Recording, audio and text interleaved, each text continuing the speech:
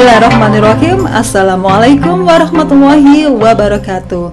Bapak Ibu Guru Hebat se-Indonesia, kami CGP Angkatan 2 Surabaya Kelompok 2 akan mendemonstrasikan kasus pengambilan keputusan sebagai pemimpin pembelajaran.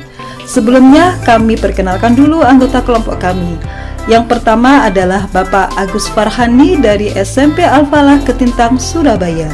Yang kedua adalah saya sendiri Susiyanti dari SD Al-Hikmah, Surabaya. Yang ketiga adalah Ibu Suharti dari TK Unggulan Anur, Surabaya. Ibu Ani adalah guru SD kelas 5 di salah satu sekolah di Surabaya. Beliau merupakan guru senior di lembaga tersebut dengan masa kerja 12 tahun. Bu Ani memiliki 4 anak. Beliau merupakan guru yang berprestasi. Selama mengajar, Bu Ani selalu menaati peraturan. Biasanya beliau datang tepat waktu dan selalu well prepared pada setiap pembelajarannya. Namun, dalam beberapa bulan terakhir ini, Ibu Ani sering terlambat ketika masuk sekolah. Hal ini mengakibatkan sering murid-muridnya terbengkalai. Dalam bulan ini saja, ada 6 kali beliau terlambat masuk.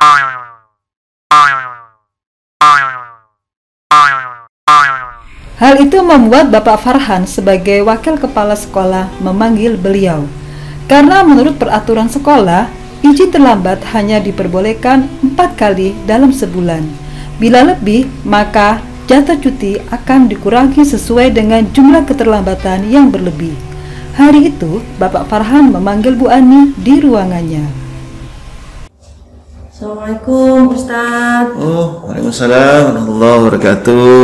Silakan duduk Bu Ani. Terima kasih Ustadz. Alhamdulillah. Iya Ustadz. Sehat ya, alhamdulillah. Alhamdulillah sehat. Alhamdulillah. Ya. Saya di sini dipanggil untuk apa ya Ustadz? Oh iya betul Ustadzah. Kami memang sengaja memanggil Ustadzah dengan tujuan ini mengklarifikasi atau mengcross-checkkan, karena saya dapat data dari administrasi terkait dengan ini kehadiran Bu Ani, yaitu keterlambatan gitu Bu Ani. Betul. Ya, gimana ini sebelum saya sampaikan lihat datanya ini, gimana Bu Ani terkait dengan keterlambatannya? Iya Ustadz, sebenarnya sebelumnya saya mohon maaf dulu Ustadz. Begini Ustadz, memang dalam beberapa bulan ini anak saya itu lagi sakit Ustadz. Sedangkan suami saya harus bekerja pagi, harus pagi-pagi sekali. Sedang yang di rumah tidak ada yang ngurus. Jadi, oh gitu. Betul. Jadi saya ngurus anak-anak dan juga mengurus putri saya yang terakhir yang sakit. Ya, ini data di kami menunjukkan Bu Ani ini bulan ini lebih dari 4 kali keterlambatannya di sekolah ini. Iya. Apa yang paling besar kira-kira pengaruhnya Bu Ani sehingga panjenengan nggak seperti biasanya ini keterlambatannya melebihi batas? Iya Ustadz, begini Ustadz, jadi kalau setiap pagi itu memang saya sudah berusaha untuk tidak datang terlambat di sekolah, tapi pagi hari saya harus mengurus anak saya yang sakit dan juga anak saya yang sekolah juga, kan masih ada yang kecil-kecil Ustadz. Jadi waktu saya terbuang di situ Ustadz. Oke. Nah, dengan kondisi seperti ini Bu Ani, panjenengan keluarganya ya diuji oleh Allah dengan kondisi yang ya seperti inilah.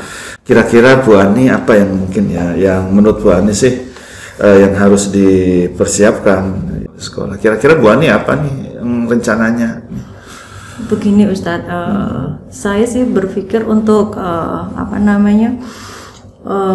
memanggil saudara saya sih Ustadz, mungkin bisa membantu ya Ustadz, supaya saya juga bisa menghandle anak-anak dan saya juga bisa datang tepat waktu. Mungkin saya akan memanggil tante saya untuk membantu saya mengurus anak-anak. Dibawa ke rumah ya? Iya betul, seperti itu.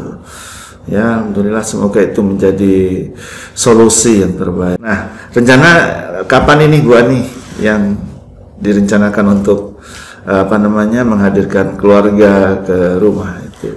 Insya Allah secepatnya Ustadz, mulai besok Ustadz ini saya sudah menelepon untuk tante saya supaya beliau bersedia untuk membantu saya mengurus anak-anak di rumah. Oh gitu. Baik.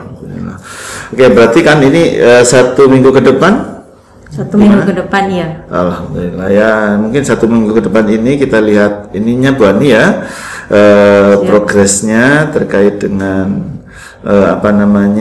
usaha dari Bu Ani. Dan Bu Ani juga harus siap dengan rule yang sudah ada di sekolah gitu Bu Ani ya. Baik Ustaz. Tidak apa-apa kan kalau kita karena menjadi sebuah aturan ya.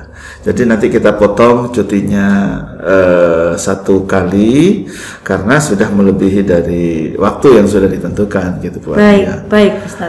Saya juga mohon maaf ini Bu Ani karena memang ya siapa sih yang mau cutinya dipotong gitu ya, dan juga bisa disampaikan kepada teman-teman di teman-teman sejawat, teman-teman yang lain supaya tidak persepsinya tidak sepotong-potong, nggak separuh-separuh ya melihat sebuah aturan ini begitu. Oke, kita doakan Bu Ani semoga Allah mengangkat penyakitnya. Amin, dan menjadi diangkat derajatnya karena ujian yang Allah berikan. Amin. Dan terima kasih juga Ustadz atas solusinya, atas. Alhamdulillah. Sukses Bu Ani. Terima kasih Terima kasih. Sampai dulu. Terima kasih. Assalamualaikum warahmatullahi wabarakatuh. Alhamdulillah. Sedangkan analisis dari kasus dilema etika tersebut adalah sebagai berikut. Paradigma yang digunakan adalah kebenaran melawan kesetiaan. Sedangkan prinsip pengambilan keputusan yang digunakan adalah menjunjung tinggi prinsip-prinsip atau nilai-nilai dalam diri atau yang dikatakan sebagai berpikir berbasis peraturan.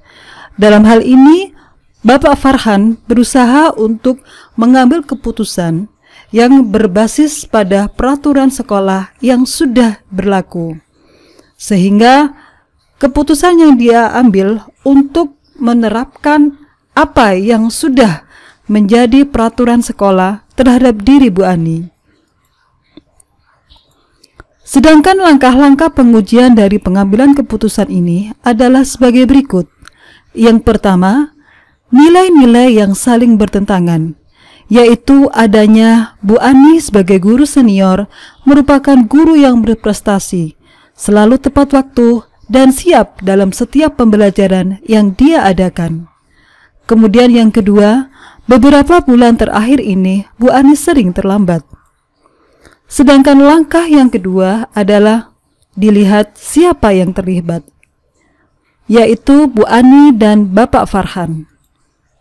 Kemudian langkah yang ketiga adalah adanya fakta yang relevan.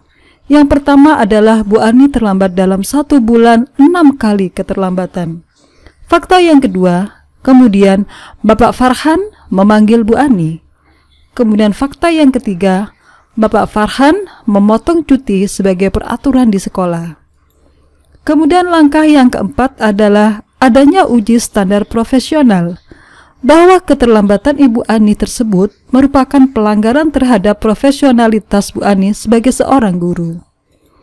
Kemudian langkah yang kelima yaitu adanya uji paradigma. Paradigma yang diberlakukan di sini adalah kebenaran melawan kesetiaan.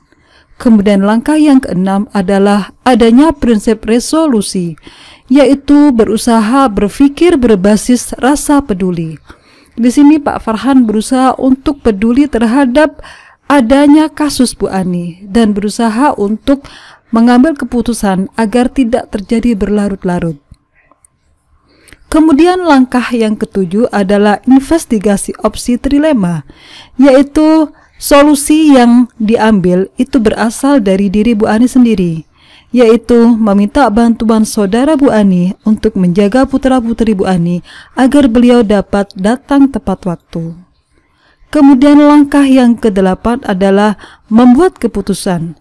Di sini Bapak Farhan mengambil keputusan memotong cuti dari jatah cuti Bu Ani karena keterlambatan dan memberikan kesempatan waktu 1 minggu untuk Bu Ani supaya bisa datang tepat waktu.